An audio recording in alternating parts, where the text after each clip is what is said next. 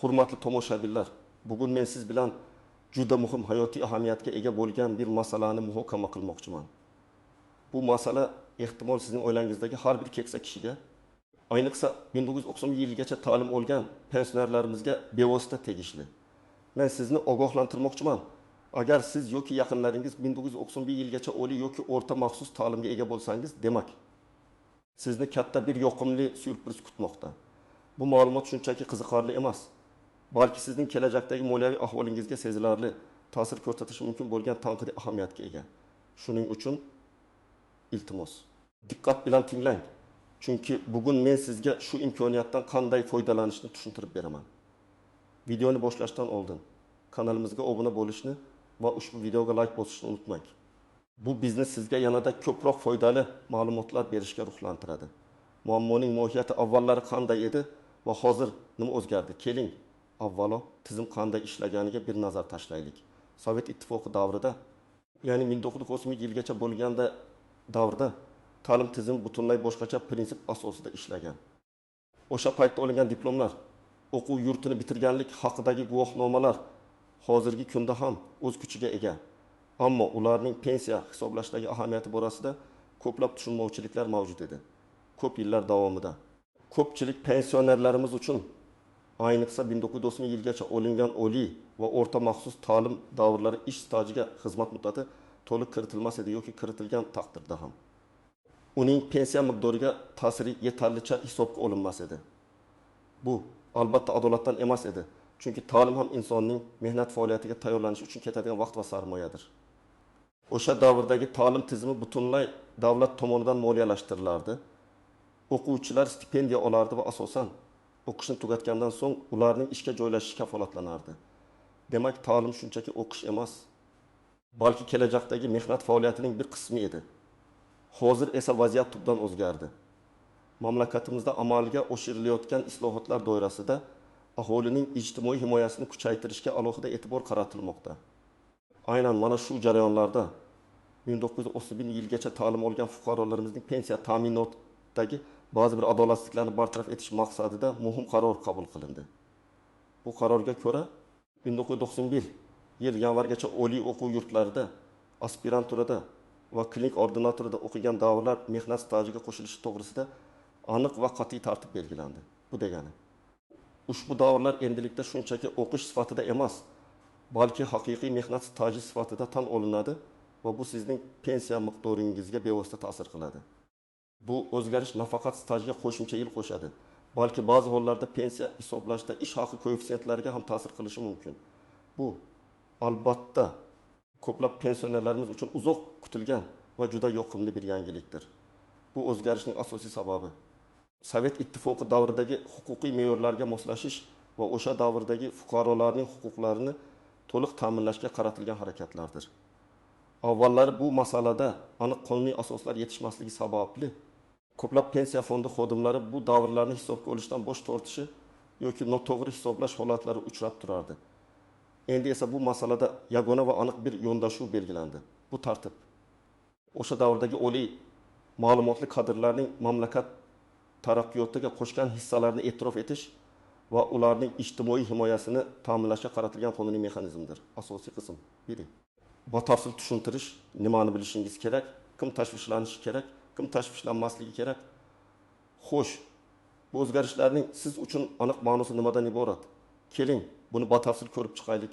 Eng muhimi shundaki, sizning 1990 yil 1 yanvargacha oliy o'quv yurtlarida, aspiranturada yoki klinik ordinatorda o'qigan davringiz, agar ushbu davrda ishlamagan bo'lsangiz ham, endilikda mehnat stajiga kiritiladi. Bu ayniqsa oliy ma'lumotga ega bo'lgan va o'qish davrida parallel ravishda ish faoliyatini olib bormagan shaxslar uchun juda muhim. Avvallari bunday holatda faqat ishlagan davrlar pensiya stajiga kiritilardi. O'qish davri esa hisobga olinmasdi. Ammo hozirgi yangi tartibga ko'ra sizning ta'lim olishga sarflagan vaqtingiz ham davlat tomonidan e'tirof etiladi va pensiya hisoblashda muhim ahamiyat kasb etadi. Kimlar bunga e'tibor berish kerak? Birinchidan va eng muhimi, agar siz hozirda pensioner bo'lsangiz va 1991 yilgacha oliy ta'lim muassasasida, universitet, institut, aspiranturada yoki klinik ordinatorida o'qigan bo'lsangiz, albatta bu sizga tegishli. sizning pensiya ishingiz qayta ko'rib chiqilishi va pensiyangiz qayta hisoblanishi mumkin. Bu shuni anglatadiki, sizning pensiya fondidagi shaxsiy faylingiz yana bir bor ko'rib chiqiladi. Barcha hujjatlar, jumladan sizning diplomingiz ham o'rganiladi.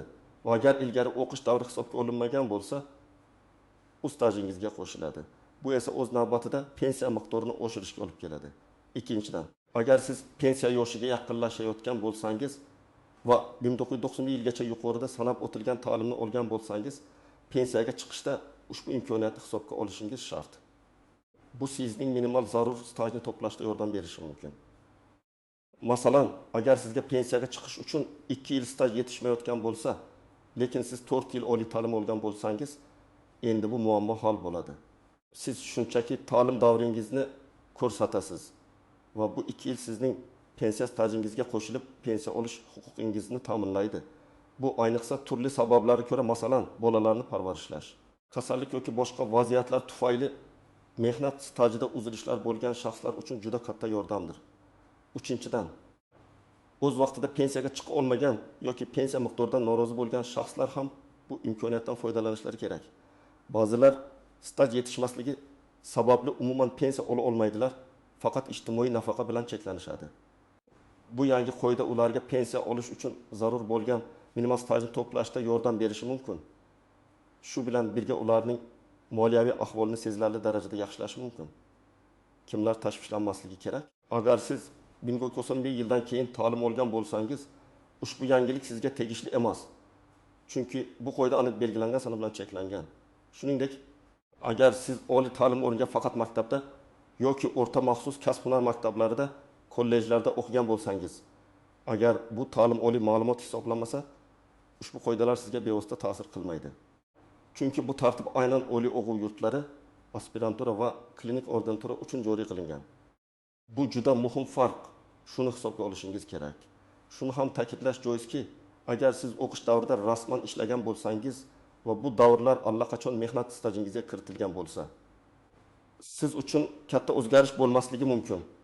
Chunki bu sizning stajingizga qayta qo'shilmaydi. Bu qoida asosan o'qish davrida ishlamagan yoki o'qish davri umuman hisobga olinmaganlar uchun mo'ljallangan. Ya'ni ikki tomonlama hisobga olish imkoniyati yo'q. Agar siz o'qish paytida rasman ishlagan bo'lsangiz va bu mehnat daftarchangizda aks etgan bo'lsa, demak, bu davr allaqachon stajingizga kiritilgan. Keling, bir nechta real hayotiy misollar bilan buni tushuntiraman. Chunki raqamlar va aniq vaziyatlar har doim hamma narsani yana tushunarli qiladi. Misol, bir oliy ma'lumotli, uzoq stajli pensioner. Faraz qilaylik, 65 yoshli Ayub aka 1975 yildan 1990 yilgacha Toshkent davlat universitetida o'qigan. Ya'ni 5 yil oliy ta'lim olgan. Universitetni tugatgandan so'ng u umri davomida deylik 20 yilgacha uzluksiz ishlagan. Pensiyaga chiqqanida Ayub akaning mehnat staji 1,5 yil deb hisoblangan. Chunki o'qish davri uning stajiga kiritilmagan edi. Uning diplomida o'qish sanalari aniq ko'rsatilgan bo'lib, o'qish davrida u hech qayerda rasman ishlamagan. Yangi qoida kuchga kirgach, Ayub akaning pensiya ishi qayta ko'rib chiqildi. Uning 5 yillik o'qish davri mehnat stajiga qo'shildi. Natijada uning staji gartam yildan gar 5 yilga oshdi. Bu esa uning pensiya miqdoriga sezilarli darajada ijobiy ta'sir ko'rsatdi. Tasavvur qiling. Uning pensiyasi o'sha davrning o'rtacha ish haqi ko'rsatkichlari bo'yicha hisoblanadigan har bir bo'lsa qo'shimcha yil unga, masalan, har oy 70,000 so'm qo'shimcha pensiya berdi. 5 yil uchun bu oyga 2,5 so'm qo'shimcha deganidir. Bu Ayub akaning hayot sifatini sezilarli darajada yaxshilaydi. Uning dorilarga yoki boshqa kundalik ehtiyojlarga qo'shimcha mablag' bo'ladi. Misol 2. O'qishdan so'ng staji kam bo'lgan pensioner. O'tgan asrning 90 yillarida Xorazm viloyatida 1992 yildan 1997 yilgacha qishloq xo'jaligi institutida tahsil olgan 6 yoshli Gulnora opa bor edi. U institutni tugatganiga qaramay, oilaviy sabablarga ko'ra qishloqda faqat 10 yil davomida kolxozda ishlagan. So'ngra bolalar parvarishi bilan shug'ullanib, umuman ishlamagan. U pensiyaga chiqish uchun yetarli stajga ega emasligi sababli ijtimoiy nafaqa olib kelayotgan edi. Chunki uning umumiy staji atigi 10 yilni tashkil qilar edi. Pensiya olish uchun minimal staj talabi aytaylik 20 yil edi. Endi yangi qoidaga ko'ra uning 5 yillik o'qish davri ham stajiga qo'shiladi. Demak, uning umumiy staji 15 yilga yetdi. bu hali ham pensiya chiqish uchun yetarli emasdek tuyuladi, ammo bu uning holatini sezilarli darajada yaxshiladi. Agar Gulnora o payana 5 yil ishlagan taqdirda endi to'liq pensiya olish imkoniyatiga ega bo'ladi. Yoki ba'zi mamlakatlarda ma'lum bir miqdordagi stajga ega bo'lganlar uchun pensiyaning pastroq miqdori belgilanishi mumkin. Bu holatda uning staji ortishi bilan nafaqasi pensiyaga aylanishi yoki pensiya miqdori oshishi mumkin. Bu uning kelajakdagi moliyaviy barqarorligi uchun muhim qadam bo'ladi. Misol uchun, aspirantura yoki klinik ordinatura bitiruvchisi Toshkentda yashaydigan 70 yoshli professor Olim aka 1995 yilda institutni tamomlab, 1995 yildan 1998 yilgacha aspiranturada o'qigan. Keyin esa umrining oxirigacha ilmiy faoliyat bilan shug'ullangan. Uning pensiya stajini hisoblashda aspiranturadagi 3 yillik o'qish davri to'liq hisobga olinmagan edi. Chunki bu davr ish staji deb tan olinishi borasida noaniqliklar mavjud edi. Yangi qaror tufayli uning bu 3 yillik ilmiy ta'limi ham mehnat stajiga qo'shildi. Bu uning yoshi va staji ko'p bo'lganligi sababli pensiya miqdoriga katta ta'sir qilmasa-da. Chunki u allaqachon maksimal pensiya miqdoriga yaqin pensiya olar edi. Baribir uning qonuniy stajini oshirdi va bu unga o'tmishdagi intellektual mehnati uchun to'liq e'tirofni berdi.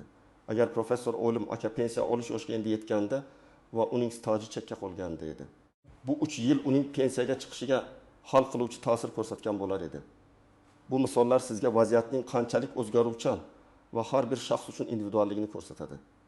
Eng muhimi, bu yangi tartib har bir fuqaroning o'tmishdagi mehnatini va ta'limini to'liq tan olishga qaratilgan adolatli qadamdir. Bu davlatning o'z fuqarolari oldidagi ijtimoiy majburiyatini bajarishdan dalolat beradi. Asosiy qism 2 qoidalardagi istisnolar, tuzoqlar va noaniq nuanslar har bir qoida va'da qilganidek ba'zi istisnolar va tushunarsiz jihatlarga ega bo'lishi mumkin. Bu qoidalarni yaxshi bilish sizni ortiqcha ovoragarchilik va hafsalasi pir bo'lishdan qutqaradi. Birinchidan eslab qoling, bu qoida ast-ashq faqatgina 1990 yil 1000 yanvargacha ast olingan ta'limga tegishli. Agar siz 1990 yil 2 yanvar kuni o'qishga kirgan bo'lsangiz ham, afsuski bu yangilik sizga taalluqli emas. Sana juda aniq belgilangan. Bu cheklovning sababi Sovet ittifoqi parchalanishi va mustaqillikka erishilishidan oldingi davrdagi yuridik va iqtisodiy munosabatlarni hisobga olish bilan bog'liq. O'sha davr pensiya qonunchiligi va ta'lim tizimi zamonaviy tizimdan sezilarli darajada farq qilgan. Bu davrdan keyin ta'lim tizimida ham, pensiya ta'minoti tizimida ham katta o'zgarishlar sodir bo'lgan. Shu sababli faqat aynan shu tarixiy davrdagi ta'limga nisbatan adolatsizlikni bartaraf etishga qaratilgan ushbu qoida joriy etilgan. Ikkinchidan, ta'lim turi masalasi. Yuqorida aytib o'tganimdek, bu qoida asliq oliy o'quv yurtlari, aspirantura va klinik ordinatura uchun amal qiladi. O'rta maxsus ta'lim muassasalari, masalan, texnikumlar, kasb-hunar maktablari, kollejlar bu ro'yxatga kirmaydi. Agar ular oliy ta'lim tizimiga kirmagan bo'lsa, bu juda muhim nuans, chunki ko'plab pensionerlarimiz o'rta maxsus ta'limni ham oliy ta'lim bilan teng deb hisoblashi mumkin. Biroq qonunchilikda bu aniq farqlanadi. Oliy ta'lim diplomi boshqa turdagi diplomlardan farq qiladi. Shuning uchun diplomingizda qaysi ta'lim muassasasi bitiruvchisi ekanligingizni aniq ko'rsatilganiga e'tibor bering. Ba'zi hollarda ba'zi texnikumlar yoki kollejlar o'z maqomiga ko'ra oliy ta'lim bilan tenglashtirilgan bo'lishi mumkin edi. Ammo bu juda kam uchraydigan holat. Agar shunday holat bo'lsa, sizga qo'shimcha hujjatlar talab qilinishi mumkin. Masalan, o'quv yurtining maqomi haqidagi arxiv ma'lumotnomasi. Shu sababli faqat oliy ta'lim tushunchasi kiruvchi muassasalar bitiruvchilari bu imtiyozdan foydalana oladi. Uchinchidan, o'qish joyi. Agar siz 1930 yilgacha sobiq Sovet ittifoqi hududida, ya'ni hozirgi MDH davlatlaridan birida oliy ta'lim olgan bo'lsangiz, masalan, Moskva, Kiyev, Olmaota, Bishkek yoki Dushanbeda o'qigan bo'lsangiz, bu davr ham stajingizga kiritilishi mumkin. Biroq bu holatda sizdan qo'shimcha tasdiqlovchi hujjatlar talab etilishi ehtimoli juda yuqori. Chunki O'zbekiston hududidan tashqarida berilgan diplomlarni tasdiqlash uchun ba'zan xalqaro kelishuvlar yoki boshqa davlat idoralari bilan hamkorlik talab qilinadi. Bu jarayon biroz uzoqroq va murakkabroq bo'lishi mumkin. Sizdan o'qigan joyingizdan arxiv ma'lumotnomalari, diplomning apostili kabi hujjatlar so'ralishi mumkin. Bu xalqaro hujjat aylanishi va ularni legallashtirish bilan bog'liq bo'lgan talablardir. Ba'zan hatto O'zbekistondagi ta'lim vazirligi orqali nostrifikatsiya qilish, diplomni tan olish talab qilinishi mumkin. To'rtinchidan, bir vaqtda ham o'qish, ham ishlash holati. Agar siz o'qish davrida parallel ravishda rasman ish faoliyatini olib borgan bo'lsangiz va bu ish davrlari allaqachon mehnat daftarchangizga kiritilgan bo'lsa, bu yangi qoida sizga 2 marta hisoblash imkoniyatini bermaydi. Qoida shuki, agar ish staji mavjud bo'lsa, o'qish davri bu stajga qo'shilmaydi. Faqat o'qish davrida ishlamagan, ya'ni bu davrda boshqa mehnat staji bo'lmagan shaxslar uchun o'qish davri stajiga qo'shiladi. Bu mantiqan to'g'ri, chunki bir davr uchun 2 xil faoliyatni hisoblab bo'lmaydi. Ammo agar sizning ish stajingiz o'qish davrining faqat bir qismini qamrab olgan bo'lsa, masalan, 5 yillik o'qish davrining faqat 2 yilida ishlagan bo'lsangiz, u holda qolgan 3 yillik o'qish davri hisobga olinishi mumkin. Bu holatda pensiya fondi xodim barcha hujjatlarni diqqat bilan o'rganib chiqadi va sizning har bir davringizni alohida baholaydi. 5-dan, hujjatlarning to'g'riligi va to'liqligi. Bu eng katta tuzoqlardan biri. Diplom yoki o'quv yurtini tugatganlik haqidagi guvohnomangizda ismingiz, familiyangiz, o'qish davringiz va mutaxassisligingiz aniq va to'g'ri ko'rsatilgan bo'lishi shart. Agar ma'lumotlarda xatoliklar yoki nomuvofiqliklar mavjud bo'lsa, masalan, familiyangiz nikoh tufayli o'zgargan bo'lsa-yu, bu haqida tegishli hujjat nikoh guvohnomasi kabi bo'lmasa, bu muammo tug'dirishi mumkin. Bunday hollarda sizdan qo'shimcha hujjatlar, tug'ilish haqida guvohnoma, nikoh guvohnomasi, familiya o'zgarganligi haqidagi arxiv ma'lumotnomalari talab qilinishi mumkin. Ba'zan diplom yo'qolgan bo'lishi yoki shikastlangan bo'lishi mumkin. Bunday vaziyatlarda siz o'qigan ta'lim muassasasining arxiviga murojaat qilib, o'qish davri haqida arxiv ma'lumotnomasini olishingiz kerak bo'ladi. Bu jarayon biroz vaqt talab qilishi mumkin. Shuning uchun imkon qadar tezroq harakat qilish lozim. Chunki arxiv hujjatlarini tiklash yoki olish jarayoni ba'zan bir necha haftagacha cho'zilishi mumkin. Oxirgi nuans pensiya miqdoriga ta'sir.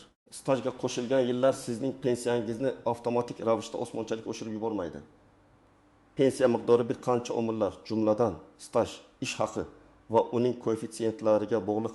Bu qo'shimcha staj, ayniqsa staji yetarli bo'lmagan yoki minimal pensiya oladigan shaxslar uchun katta ahamiyatga ega bo'lishi mumkin. Staji uzoq bo'lgan va yuqori maosh olgan shaxslar uchun esa pensiya miqdori unchalik katta o'zgarishga uchramasligi ham mumkin. Chunki pensiyaning maksimal chegaralari mavjud.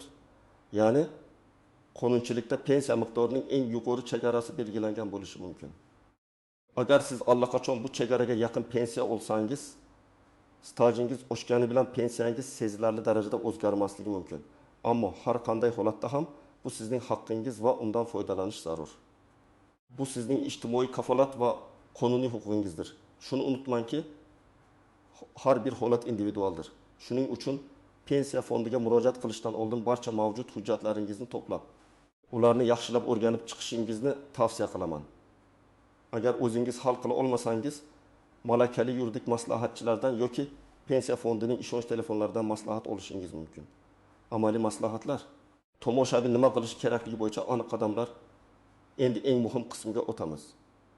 Bu imkoniyatdan qanday qilib amalda foydalanish mumkin? Sizga qanday qadamlar qo'yish kerakligini aniq va ravshan tushuntirib beraman. Bitta. Hujjatlaringizni to'plash va ularni tekshirish. Diplom yoki o'quv yurtini tamomlaganlik haqidagi guvohnoma bu asosiy hujjat. Unda o'qish boshlangan va tugagan sanalar o'quv yurtining nomi, sizning ism-sharifingiz aniq ko'rsatilgan bo'lishi shart. Bu hujjatning asl nusxasi va bir nechta nusxalari kerak bo'ladi. Agar diplom yo'qolgan bo'lsa, zudlik bilan o'qigan o'quv yurtining arxiviga, agar u hali mavjud bo'lsa, murojaat qilib, o'qish davri haqida ma'lumotnoma oling. Agar o'quv yurti qayta tashkil etilgan yoki yopilgan bo'lsa, uning vorisi bo'lgan tashkilotga yoki davlat arxivlariga murojaat qiling. Bu ma'lumotnomada diplom seriyasi va raqami, o'qish davrlari aniq ko'rsatilgan bo'lishi kerak. Bu jarayon bir necha haftagacha cho'zilishi mumkin. Shuning uchun bunga oldindan tayyor turing. Mehnat daftarchasi, undagi barcha yozuvlar tartibli va o'qishli ekanligiga ishonch hosil qiling. Agar o'qish davrida ishlagan bo'lsangiz, bu yozuvlar ham mavjud bo'lishi kerak. Bu sizning umumiy mehnat faoliyatingizning asosiy dalilidir. Pasport, shaxsiy guvohnoma, asl nusxasi va nusxalari talab qilinadi. Nikoh guvohnomasi agar familiya o'zgargan bo'lsa. Bu hujjat ism-sharifdagi o'zgarishlarni tasdiqlaydi va hujjatlarning to'g'ri bog'lanishini ta'minlaydi. Agar familiya bir necha marta o'zgargan bo'lsa, barcha tegishli guvohnomalar kerak bo'ladi. tug'ilish haqidagi guvohnoma. Ba'zi hollarda shaxsiy ma'lumotlarni aniqlashtirish uchun bu ham talab qilinishi mumkin. Pensiya guvohnomasi, agar allaqachon pensioner bo'lsangiz harbiy bilet, agar harbiy xizmatni o'tagan bo'lsangiz. Bu ham stajga ta'sir qiluvchi davrlardan biri bo'lishi mumkin. Ikki murojaat qilish manzili. Siz yashash joyingizdagi pensiya jamg'armasining hududiy bo'limiga murojaat qilishingiz kerak. Bu joyda sizning pensiya ishingiz saqlanadi va qayta hisoblash amalga oshiriladi. Pensiya jamg'armasiga bormasdan oldin. Ularning telefon raqamlariga qo'ng'iroq qilib, qabul soatlari va qaysi hujjatlarni olib borish kerakligini aniqlab olishingiz maqsadga muvofiqdir. Ba'zi hollarda internet orqali oldindan ro'yxatdan o'tish yoki navbat olish talab qilinishi mumkin. Bu sizning vaqtingizni tejashga yordam beradi. Uchun ariza yozish pensiya jamg'armasi bo'limida siz standart shakldagi arizani to'ldirasiz. Bu arizada sizning o'qish davringizni mehnat stajiga kiritish va pensiyangizni qayta hisoblashni so'raysiz. Arizada siz o'z ism-sharifingizni, yashash manzilingizni, pasport ma'lumotlaringizni, pensiya guvohnomangiz raqamini agar mavjud bo'lsa va o'qish davringiz haqidagi ma'lumotlarni, o'quv yurti nomi, o'qish boshlangan va tugagan sanalar, diplom raqami aniq va to'g'ri ko'rsatishingiz kerak. Arizaga barcha yig'ilgan hujjatlarning nusxalarini, asl nusxalarini ham o'zingiz bilan olib boring. Ularni ko'rsatish talab qilinadi. Ilova qiling. Nusxalarni notarial tasdiqlash talab qilinishi mumkin. Shuning uchun buni oldindan so'rab olishingiz yaxshi. Tartib hujjatlarini topshirish va kutilgan natija. Tartib hujjatlaringizni topshirganingizdan so'ng sizga arizaning ro'yxatdan o'tganligi haqida tasdiqnoma berilishi kerak. Unda murojaat sanasi va ro'yxatga olish raqami ko'rsatiladi. Bu sizning qo'lingizdagi muhim dalildir va kelajakda murojaatingiz holatini tekshirish uchun foydalidir. Qonunchilikka ko'ra, pensiya ishlari bo'yicha murojaatlar ma'lum muddat ichida ko'rib chiqiladi. Odatda bu muddat 17 kunni tashkil etadi. Shu muddat ichida sizning ishingiz o'rganiladi, stajingiz qayta hisoblanadi va pensiya miqdoriga tuzatish kiritiladi. Agar pensiya jamg'armasi xodimlari sizning murojaatingizni rad etsa, rad etishning yozma asosini talab qiling. Bu asosda rad etishning aniq sabablari ko'rsatilgan bo'lishi kerak. Bu sizga keyinchalik huquqiy yordam olishda yoki yuqori instansiyalarga shikoyat qilishda yordam beradi. Ammo bu vaziyatlarda agar barcha hujjatlaringiz tartibda bo'lsa va yuqoridagi shartlarga javob bersangiz, rad etish ehtimoli juda kam. 5. Nazorat va kuzatuv. Belgilangan muddat o'tgandan so'ng, agar siz bilan bog'lanishmasa, pensiya jamg'armasiga qo'ng'iroq qilib yoki shaxsan borib ishingizning holatini so'rashingiz mumkin. Agar pensiyangiz qayta hisoblansa, sizga yangi pensiya miqdori va bu o'zgarishlar haqida ma'lumot beriladi. Yangi miqdordagi pensiyani olishni boshlaysiz. Shuni yodda tutingki, pensiya miqdori o'zgarishi odatda keyingi oydan boshlab amalga oshiriladi. Bu jarayonni qanchalik tez boshlasangiz, shunchalik tez natijaga erishasiz. Ko'pgina pensionerlarimiz bu o'zgarishlar haqida yetarlicha ma'lumotga ega emaslar yoki byurokratik to'siqlardan qo'rqib harakat qilishni kechiktiradilar. Ammo unutmaslik kerakki, bu sizning qonuniy huquqingiz. Bu imkoniyatdan foydalanmaslik esa sizning moliyaviy ahvolingizga salbiy ta'sir ko'rsatishi mumkin. Shuning uchun qarindoshlaringiz, qo'shnilaringiz yoki do'stlaringiz orasida 1930 yilgacha ta'lim olgan pensionerlar bo'lsa, ularga ham bu ma'lumotni yetkazishdan tortinmang. Ularga bu jarayonda yordam bering. Chunki ko'pchilik keksa avlod vakillari uchun bu jarayon biroz murakkab tuyulishi mumkin. Xulosa va yakuniy chorlov aziz do'stlar. Bugungi videomizda biz 1991 yilgacha ta'lim olgan pensionerlarimizni kutayotgan juda muhim va yoqimli syurpriz haqida batafsil gaplashdik. Biz bu o'zgarishlarning mohiyatini, avvalgi va hozirgi holatni, kimlar uchun bu yangilik ahamiyatli ekanligini, qanday istisnolar va nozik jihatlar borligini, eng muhimi siz bu imkoniyatdan qanday qilib to'g'ri foydalana olishingizni qadam-ba-qadam tushuntirib berdim. Unutmaslik kerakki, sizning o'qishga sarflagan yillaringiz ham endi davlat tomonidan e'tirof etiladi va bu sizning pensiya miqdoringizga sezilarli ta'sir ko'rsatishi mumkin. Bu albatta adolatni tiklash yo'lidagi muhim qadamdir. Sizning ta'limingizga sarf qilingan har bir yil davlat tomonidan qadrlanadi va pensiya ta'minotida o'z aksini topadi. Bu ma'lumotni iloji boricha ko'proq odamlarga yetkazish uchun sizning yordamingizga muhtojmiz. Iltimos, ushbu videoga like bosing, kanalimizga obuna bo'ling va eng muhimi o'z fikrlaringizni savollaringizni yoki shaxsiy tajribangizni izohlarda yozib qoldiring. Ehtimol sizning birgina izohingiz boshqa bir tomoshabinga yordam berishi mumkin. Barcha savollaringizga imkon qadar javob berishga harakat qilaman. Keyingi videolarimizda uchrashguncha o'zingizni asrang va moliyaviy savodxonligingizni oshirishda davom eting.